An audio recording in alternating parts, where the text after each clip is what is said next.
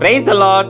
இன்றைக்கு ஏசப்பா அவருடைய வார்த்தையின் மூலமாக உங்களோட பேச விரும்புகிறார். இன்றைய பலப்படுத்தும் வார்த்தை சங்கீதம் 121 அதிகாரம் 2வது வசனம். Psalm chapter 121 verse 2. வானத்தையும் பூமியையும் உண்டாக்கின கர்த்தரிடத்திலிருந்து எனக்கு ஒத்தாசை வரும். My help comes from the Lord who made heaven and earth. ஹல்லேலூயா. இன்றைக்கு நீங்க ஏதோ ஒரு காரியத்துல ஒரு மாற்றம் வரணும், ஒரு அற்புதம் நடக்கணும், யாராச்சும் அதுல உதவி செஞ்சாதான் அந்த காரியம் மாறும் அப்படின்னு சொல்லி ஒரு எதிர்பார்ப்போட இருக்கிறீங்க. ஆனா யாருமே அதுக்கு உதவி செய்ய முன் வரல. அதனால இன்னைக்கு நீங்க சோர்ந்து போயிருக்கிறீங்க.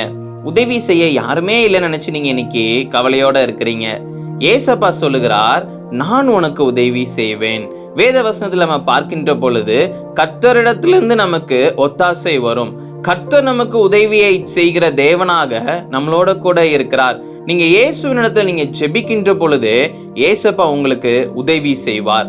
நீங்க எந்த காரியத்தை குறித்து யோசிச்சு நீங்க ஜெபிக்கிறீங்களோ அந்த காரியத்திற்கு ஏசப்பா அதுல உங்களுடைய ஜெப குறிப்புகளை கேட்டு அதுல அற்புதங்களை செய்து அவர் உங்களுடைய வாழ்க்கைய சந்தோஷமாக மாற்றுவார். அதனால உதவியே யாரும் செய்ய இல்லைன்னு நினைச்சு கவலைப்படாதீங்க. இயேசுவின் இடத்துல இருந்து உங்களுக்கு உதவி வரும். நீங்க ஜெபிக்கின்ற பொழுது விசுவாசத்தோட ஜெபம் பண்ணும் பொழுது ஏசப்பா அற்புதங்களை செய்வார். நாம எல்லாரும் கண்களை மூடி ஜெபிக்கலாம். எங்களை நேசிக்கிற நல்ல தகப்பனே, ஏசப்பா பிள்ளைங்களுக்கு ஆண்டவரே உதவி செய்ய யாருமே இல்லைன்னு நினைத்து ஆண்டவரே ஏசப்பா கலங்கி போயிருக்கிறாங்க. உதவி செய்கிற தேவன் நீங்க இன்னைக்கு பிள்ளைங்களோட கூட இருக்கிறீங்க. நீங்க பிள்ளைங்களுக்கு ஆண்டவரே ஏசப்பா அற்புதங்களையும் அதிசயங்களையும் நீங்க செய்யுங்க. எல்லா தேவைகளையும் சந்திங்க. எல்லா பிரச்சனைகளையும் ஆண்டவரே நீங்க நீக்கி போடுங்க. இயேசுவின் மூலம் ஜெபிக்கிறேன் பிதாவே. ஆமேன், ஆமேன், ஆமேன்.